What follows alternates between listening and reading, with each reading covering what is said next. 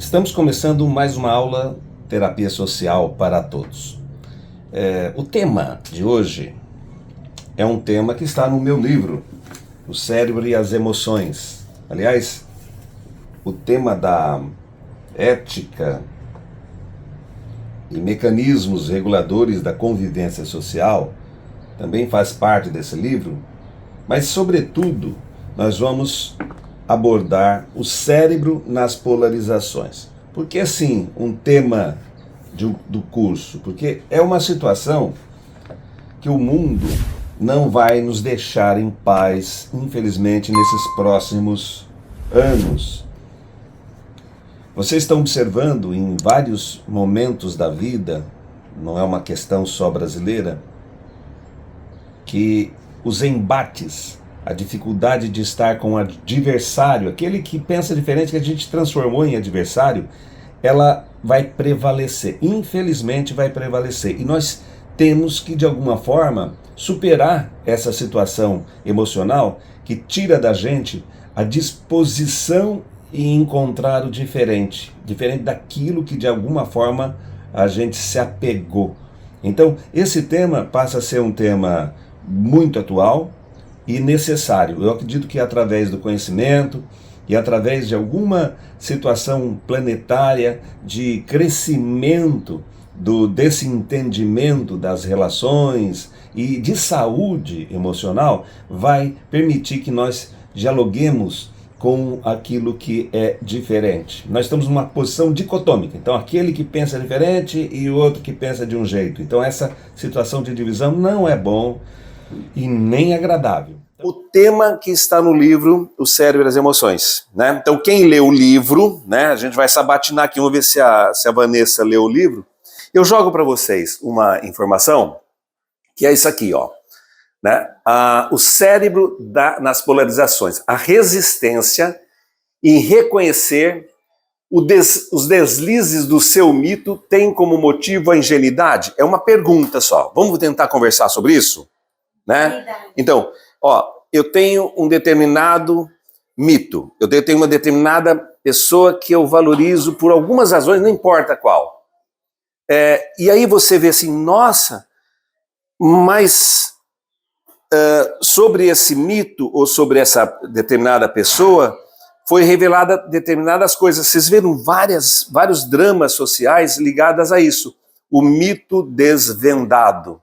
Né? Um grande mito religioso que de repente viu as falcatruas que ele fazia, a riqueza dele, e aí de repente tá todos aqueles seguidores e alguns tiveram grande dificuldade de lidar com isso.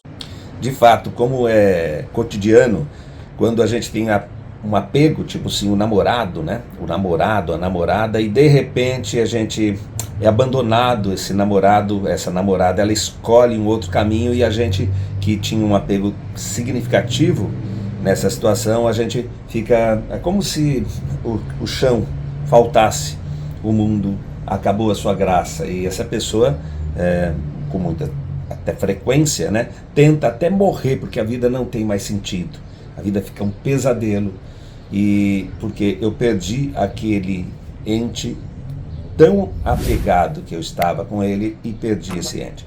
Bom, isso são vários cenários do apego e do aquele apego que faz com que a gente tenha uma certa resistência ou o apego, por exemplo, quando no reinado da Inglaterra foram divulgados as relações que o príncipe, hoje, né, rei na Inglaterra, né, com a morte da sua mãe, quando foi divulgado que este rei tinha uma relação, entre aspas, antes de terminar o seu casamento, voltou a uma relação com uma mulher casada, que era a namorada da vida dele, a tal da Camila.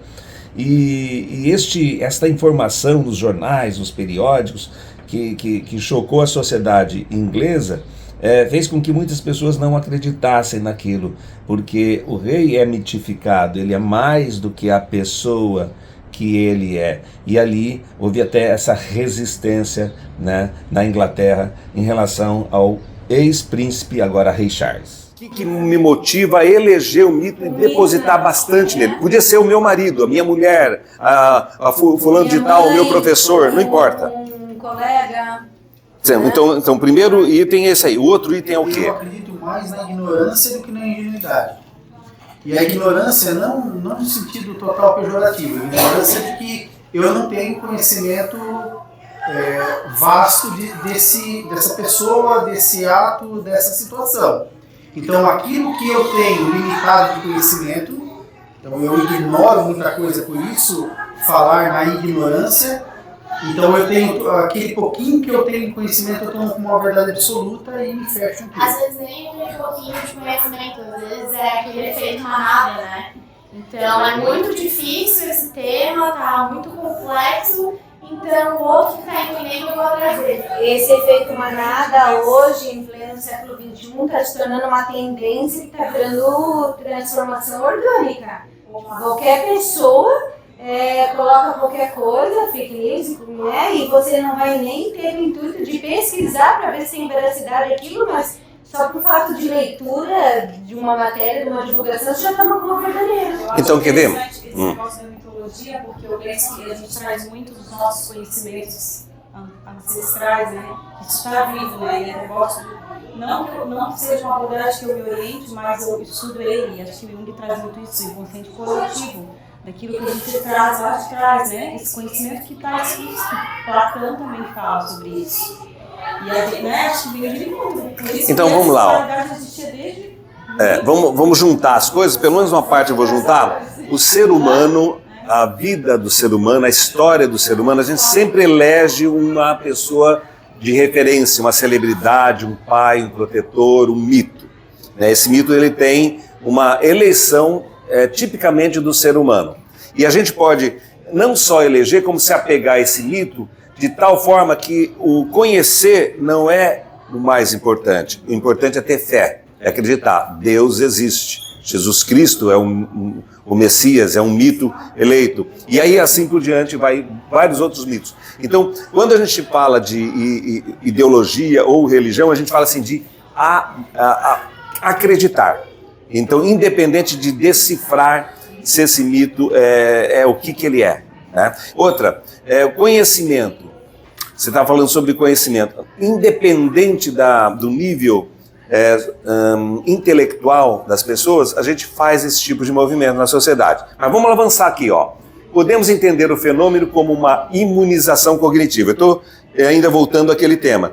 Espera, o Lula, por exemplo, né? Ele era uma pessoa de referência para muita gente. Então a gente se apegou enormemente. Aí, de repente, a mídia ou a sociedade fica sabendo que ele estava ligado a algumas situações que eram reprováveis. Então, se essa pessoa, diante dessa revelação, não consegue entender isso, mas como? Está diante dos olhos, né? Toda a sociedade está sabendo como é que vai negar o fato. Então a gente chama isso de imunização cognitiva, uma espécie de um escudo, onde as pessoas, para se preservar, eles agarram a esses valores, ou seja, eu associo ao mito, seja lá a minha amada namorada, a celebridade que eu elegi, eu associo os valores e as crenças que eu tenho durante toda a vida. Ela não é a pessoa, por exemplo, o Lula não seria a pessoa dele, ele mesmo se diz isso, né?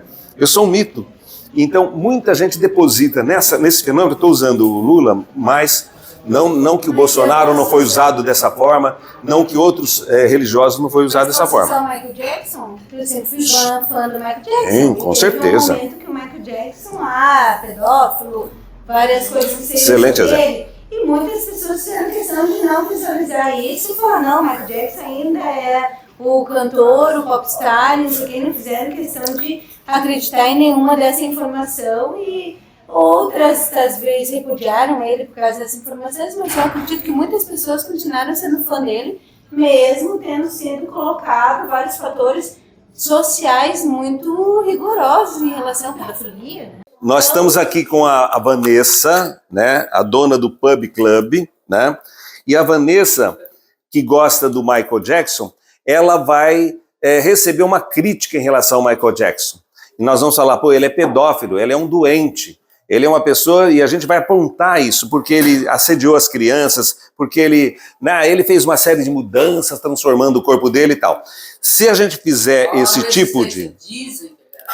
Aí, ó. Eu faço parte Bom, é a resistência.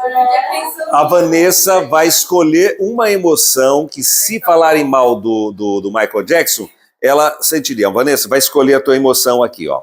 Vamos continuar a nossa conversa. A Vanessa está escolhendo uma emoção. Mas vamos pegar outros mitos aí, né? Vamos ver. O Mário, será que o Mário tem algum mito? Hã? Já escolhi. Todos, eu acho que todos nós Já escolheu. Ó, a escolha da... sem mito. Desculpa. Hã? Eu acho que todos nós temos um mito, a gente não se constitui sem um mito. Não, isso faz parte da constituição do ser humano. Faz parte da constituição do ser humano. Olha, a Vanessa escolheu, se falarem mal do Michael Jackson, a Vanessa escolheu tristeza. Tristeza. Então, é algo que se pegarem o mito. Quem quer eleger um mito aqui agora? Um mito que faz parte da vida, da sua vida. Não, como mito. Música, história, tipo, além do Michael Jackson, eu tenho outro mito. Ai, por exemplo. Não, vamos ver, uma outra pessoa. Por exemplo, pessoal, né? Sim, pessoal teu. Jesus Cristo, pra mim, Jesus Cristo. tem um valor e uma importância na minha vida. Tá. Se a Cher falar que Jesus Cristo perde para o Buda é muito mais antigo, não sei o que, se fala mal de Jesus Cristo é uma coisa elitizada. Qual é a sensação, qual é a emoção que você teria se a Cher criticar o seu mito? Vamos lá, pessoal, ó.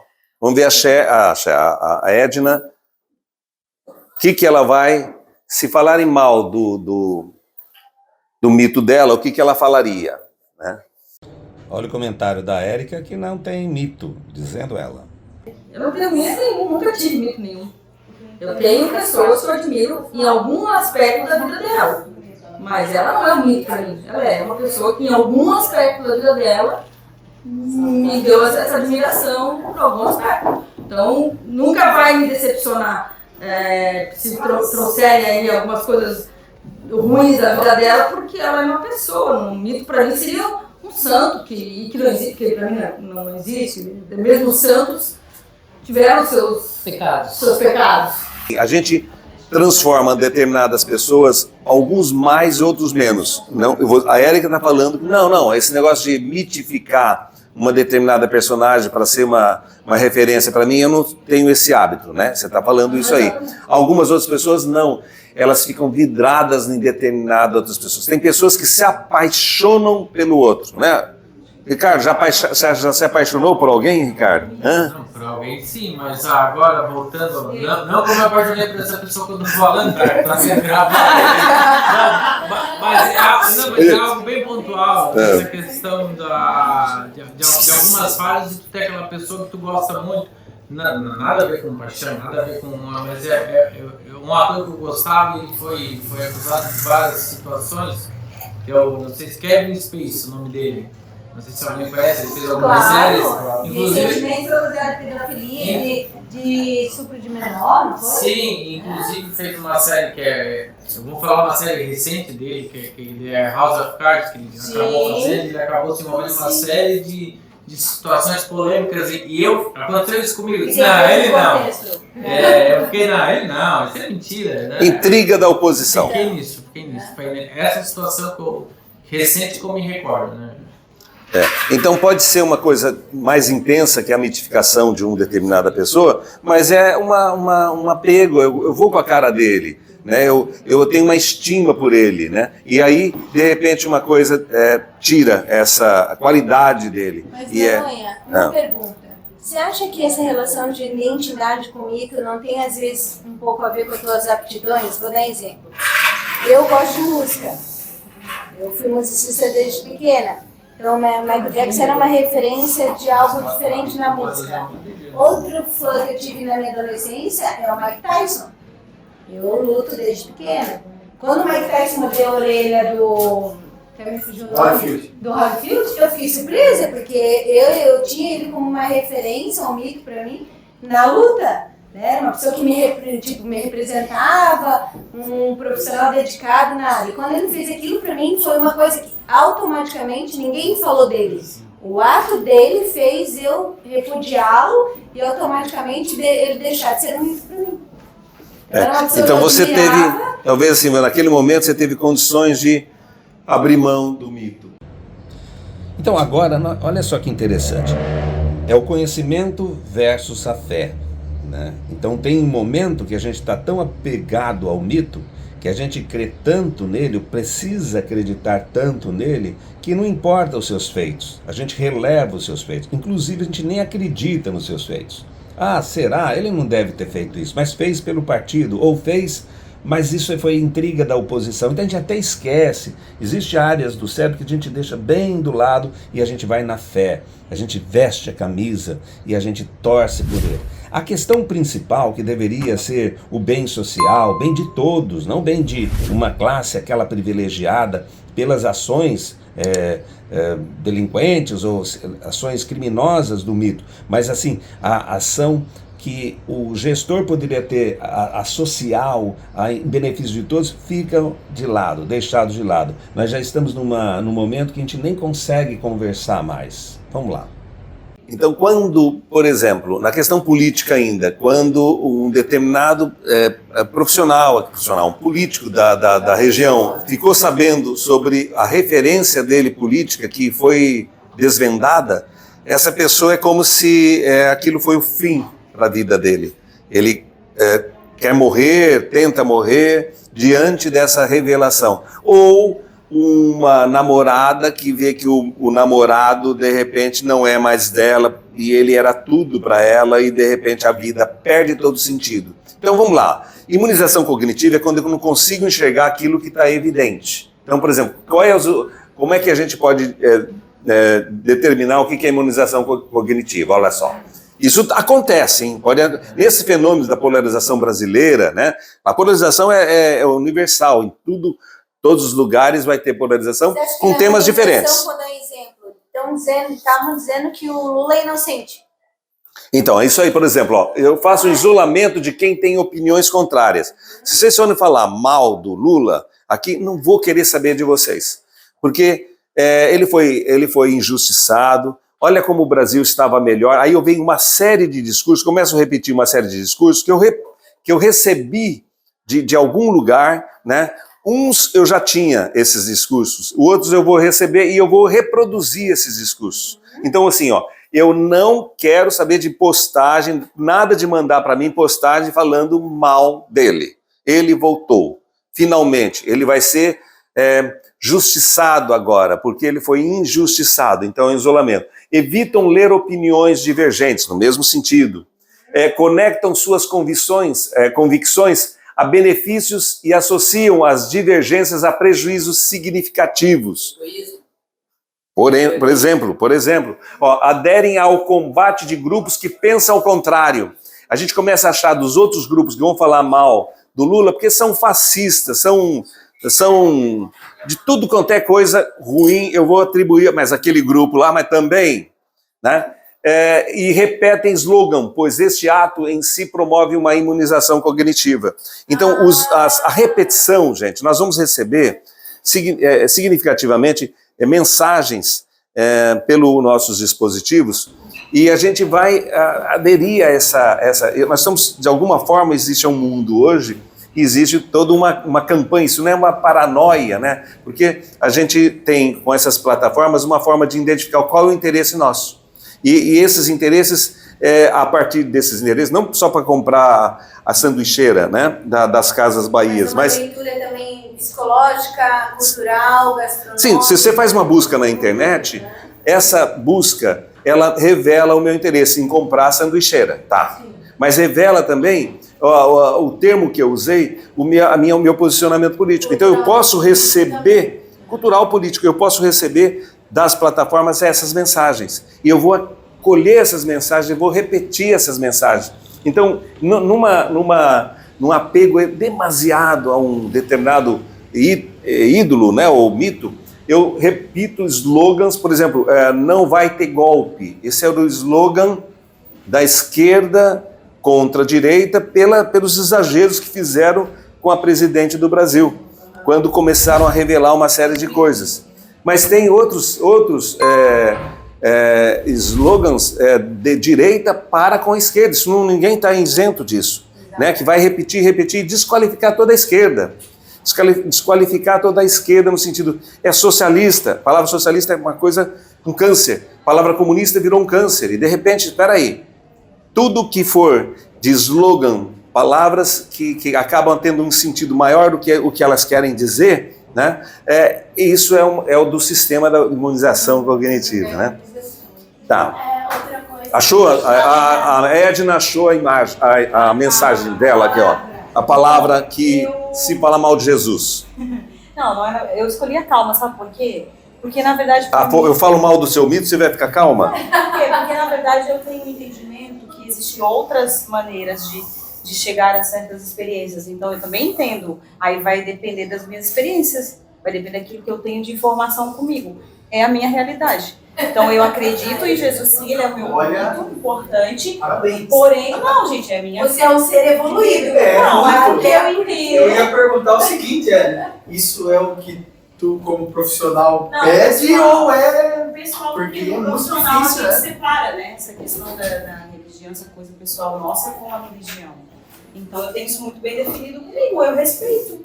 Como aconteceu Então vamos lá, falou mal do meu candidato, do meu ídolo, e eu consigo, ao invés de reagir com raiva, né, eu fico calma, eu embarco, ela trabalha com meditação, ela embarca no ambiente, né? Tá. Sabe outra coisa que eu Entendeu? acho? Agora eu já vivo isso na experiência. A Rosângela fez uma coisa que eu faria também. O que você Eu falou? contra-argumento, eu não fico com raiva, nem fico... Eu fiz Não, Eu eu poderia poderia argumento, argumentar né? no diálogo ali, mas não entraria em conflito. Ai, tu tá errado, tu tem que aceitar, doutrinar a pessoa. Bom, existe a qualidade, a saúde, a minha saúde permite eu enfrentar o outro que tem uma posição divergente da minha, e ao invés de a minha emoção me deixar numa pior e eu não conseguir dialogar, né? Então, se eu vou argumentar, eu posso argumentar até racionalmente, mas muitas vezes a minha emoção me impede o debate. Então, se a gente for fazer divergências aqui de opiniões sobre esse tema, sobre mito e tudo mais, se dependendo da nossa saúde, a gente não consegue Da debater. nossa saúde, da nossa idade também. Mas sabe uma coisa que não tem muita divergência de opinião nesse tema que eu acho que Influencia acontece bastante. muito? Verdade. O relacionamento abusivo. Quando uma pessoa está em relacionamento abusivo e acredita naquilo e aquilo é o certo mesmo, que tá acontecendo tudo errado ali, e luta com as outras pessoas não que falam, que tentam salvá-la, né? Tentam ajudá-la a sair do relacionamento abusivo e... Excelente exemplo. A pessoa que está vivendo esse conflito conjugal, e às vezes ele não quer nem encontrar mais os amigos. Porque as pessoas falam, mas você fica ainda com esse cara? Ele faz isso em você, você fica com esse cara? Então eu faço esse tipo de... Ou o contrário. Tá. Ou você fica ainda com essa mulher, não precisa ser só o cara. Agora, Boa, boy. Ó, Tipo, essa mulher ainda não... Né, Tá. Estamos pra frente, hein? bom, pessoal, nós estamos aqui falando um pouco sobre esse tema. Agora, uma coisinha que eu acho que vale a pena, só para a gente terminar, porque a coisa é extensa, senão a gente vai ficar cansando aqui, né, vocês. A teimosia, a química da teimosia. Coloquei também no livro, a química da teimosia. E olha lá, ó. Qual é a química da teimosia, né? Acreditando que a ideia do oponente é ruim, conota que a minha é boa. Então, vocês já viram muitas vezes um combate onde diz assim, se eu falar mal da Apple, é porque é o Windows, né? O Bill Gates é legal, né? Então é como se tivesse um mundo assim, ou é Lula ou é Bolsonaro, né? Se Bolsonaro é ruim, porque Lula é bom. Mas você Alguma acha coisa que desse tipo. às vezes esse polo de positivo e negativo não tem a ver com a experiência? Porque Também. às vezes, tipo, a experiência ou da minha vivência, ou o negócio que eu tive, ou a minha experiência, com esse pilar seja negativo, com o outro seja positivo. Sim, mas Hoje nós estamos aflorando essa relação muito da experiência com as coisas, com as pessoas, e hoje tudo é uma experiência. Antigamente a gente não tinha muito essa liberdade de experimentar tantas coisas, a informação não era tão aberta. Vanessa, olha que interessante. Eu venho Ó. de uma família mais tradicional, Ah. então experimentar coisas muito fora do contexto cultural era até meio proibido, tipo, né? Não era uma coisa que era aberto. Né? Hoje você vê as pessoas, até os adolescentes, posso falar isso, posso falar aquilo. está meio liberado, né? Quem vem de cultura, de famílias mais tradicionais, essa relação da experiência é uma coisa muito nova, porque está meio liberada a experiência. Todo mundo pode vivenciar qualquer coisa. Não falo só comercialmente, falo culturalmente, falo na questão da informação, falo na questão da sexualidade, que isso acaba somando tudo no cérebro. Pode ser, mas olha só, vamos ver outra questão aqui, ó. Esse mundo que, se esse é bom, o outro é ruim, é um mundo que nós somos, evidentemente, assediados por informações de que o mundo teria essa dicotomia. Quem vivencia, como vocês vivenciam a terapia social, vê assim uma diversidade de posicionamento, e não é um ou outro, é um, é esse, é o outro, é o outro, é o outro. Então, o mundo pode ter uma série... A direita, né? Sempre me coloco de esquerda, mas a direita pode trazer alguma coisa boa. Né? Quando a gente se posiciona na ideologia, se apega a tal, a gente desqualifica, a gente nem quer ouvir. Então, essa questão da teimosia, esse estudo da química da teimosia, ele revela... Bloqueio o outro lado, quando eu estou teimosa? Bloqueio o outro lado, eu não vou ouvir, eu não vou nem examinar o outro lado. Outro item aqui, ó, conceitos pré-estabelecidos se tornam fortalezas intransponíveis para o cérebro. É como se tivesse um esquema de trauma, onde assim, nem vem falando disso aí, né? Nem vem falando desse tema. Agora eu vou te fazer uma pergunta. Esse é uma autodefesa automática do próprio cérebro? Faz isso? A situação traumática, quando eu, por exemplo, não passo num túnel, né? Eu estava falando hoje de um paciente que ele não evoluía nas terapias e, de repente, numa determinada sessão, bem diversificada, ele tem um insight. Insight significa assim, ele lembra male de uma situação quando ele era pequeno, ele tinha condições de lembrar, mas isso aí foi esquecido. O cérebro dele, para protegê-lo, apagou, mas ficou lá no subconsciente, né, essa mensagem. Então isso trazia uns sintomas, ele já está grandão, já tem até um filho.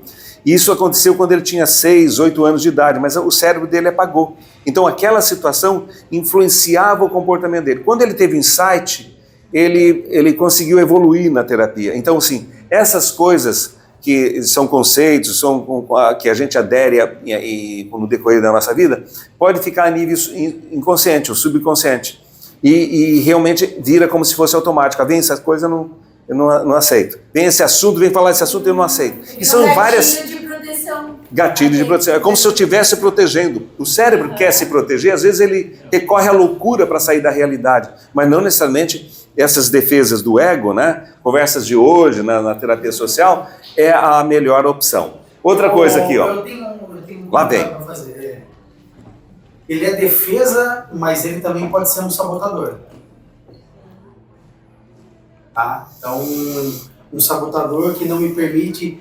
Porque a defesa, tu sempre vai pensar em algo espontâneo, como foi a tua pergunta, inclusive, Ricardo, de algo fisiológico, né? Algo intrínseco, algo natural. Que é para te preservar, mas não necessariamente esse contexto ali ele é amplo, esse slide está bem amplo, e ele não necessariamente ele é para te proteger.